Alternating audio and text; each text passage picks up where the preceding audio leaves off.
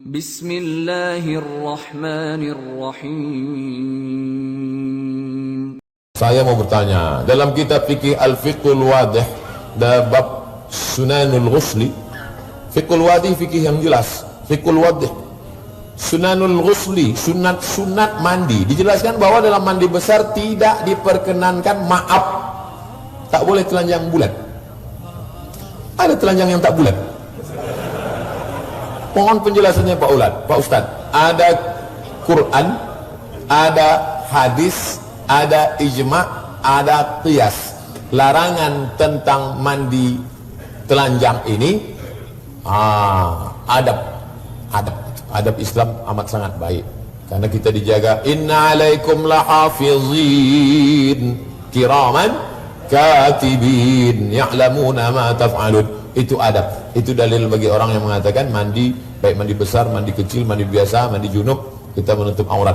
Adapun dalil orang yang mengatakan nanti kalau ada ustadz yang ceramah, boleh aja, nggak apa-apa, selama ada dinding nutup, apa salahnya? Itu ceritanya begini. Ketika Nabi Musa alaihissalam mandi, dia nggak mau gabung sama Yahudi yang lain. Yahudi di sini mandi rame-rame, maaf, telanjang.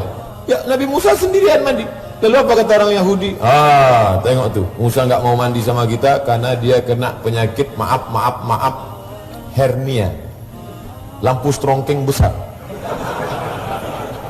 Tengok tuh, Musa nggak mau mandi. Mereka ngejek, Musa nggak mau mandi sama kita karena dia kena penyakit. Lalu kemudian kuasa Allah, batu tempat Nabi Musa mandi itu bergeser, digeser Allah, batu itu jalan sendiri. Saat itu Musa nggak sadar dia sedang mandi. Akhirnya semua mereka melihat, oh ternyata Musa tidak sakit, dia sehat walafiat. Nabi Musa mandi di balik batu itu dalam keadaan telanjang atau pakai pakaian? Telanjang, tapi di balik batu. Itu dalil mereka yang mengatakan boleh mandi telanjang kalau di balik kamar mandi lah.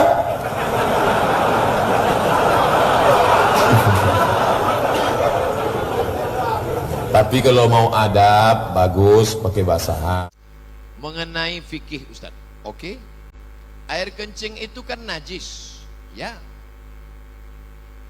Air sperma itu kan suci, tidak najis. Mengapa apabila kita kencing hanya istinja saja, sementara itu najis? Kenapa kita keluar sperma harus mandi? Sudah gitu kata Nabi.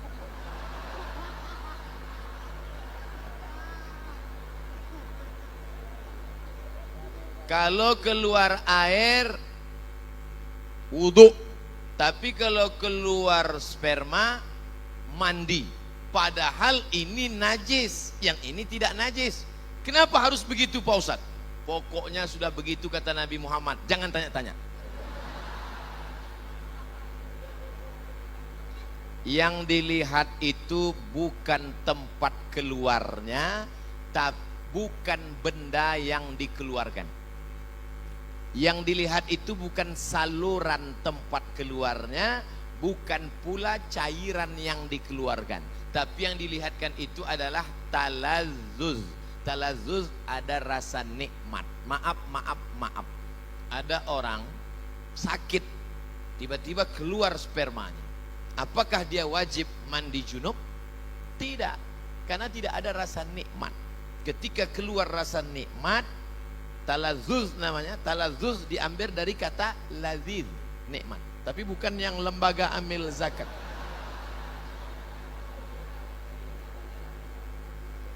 Ada orang mandi, habis mandi habis mandi tiba-tiba pas dia buang air kecil keluar spermanya. Apakah dia wajib mandi junub? Tidak, karena tak ada talazzuz. Jadi ilat sebab mandi junub itu adalah talazzuz. Ada rasa nikmat, barulah dia disuruh mandi. Beda kalau ketemu dua khitan. Idza iltaqal khitanani faqad wajabal ghuslu wa illam yanzil. Kalau orang melakukan senggama, dukhul, walaupun tidak keluar spermanya tetap mandi. Itu kasusnya berbeda. Jadi yang dilihat di sini bukan saluran tempat keluarnya, bukan pula cairan yang keluar, tapi talazzuz, rasa nikmat itu yang menyebabkan dia disuruh Mandi.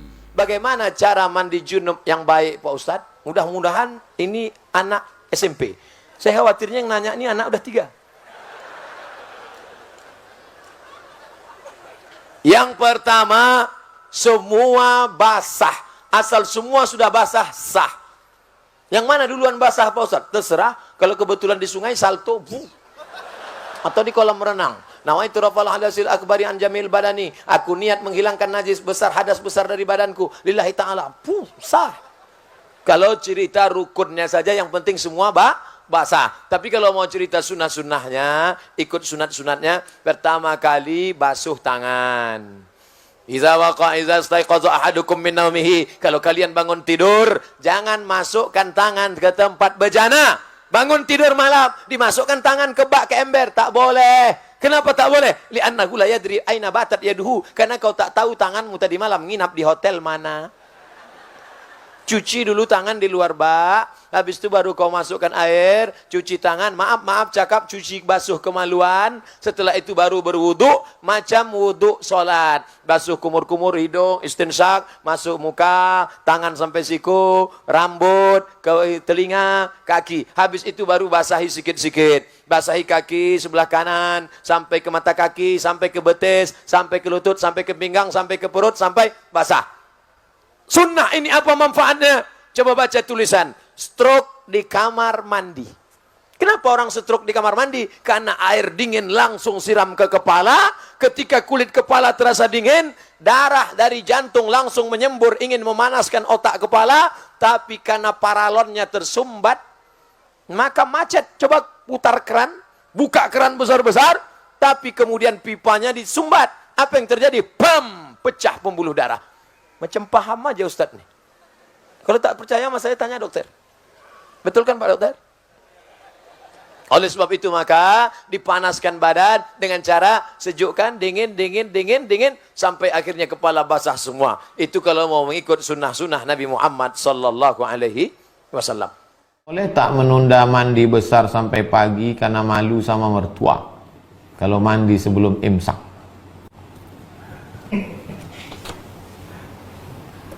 Imsaknya sekarang jam piro? Imsak saiki jam piro? Hah?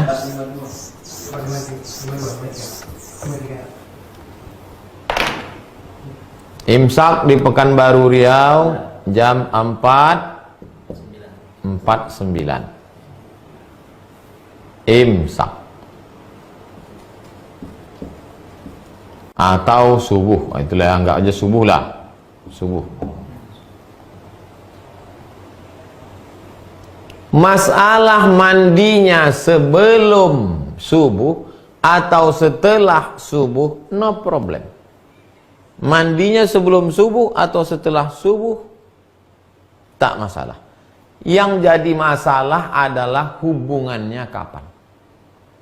Yang tak boleh itu hubungannya setelah subuh. Nah, itu yang tak boleh. Adapun hubungannya sebelum subuh, mandinya setelah subuh tak masalah. Mana dalilnya? Ada satu bab khusus dalam Sahih Bukhari. Bab tentang orang masuk waktu subuh dalam keadaan junub. Puasanya sah. Nabi SAW idza qada hajatahu, kalau dia menunaikan hajatnya, dia berhubungan, kadang dia mandi, tapi kadang dia berwudu saja, lalu kemudian dia tidur. Oleh sebab itu maka kesimpulannya, kalau ada orang dalam keadaan junub, lalu kemudian masuk dia azan subuh itu dalam keadaan junub, puasanya sah. Setelah lewat 10 menit, 20 menit, baru dia mandi. Udah dikira-kira suami, dikira-kira mertuanya udah sampai subuh,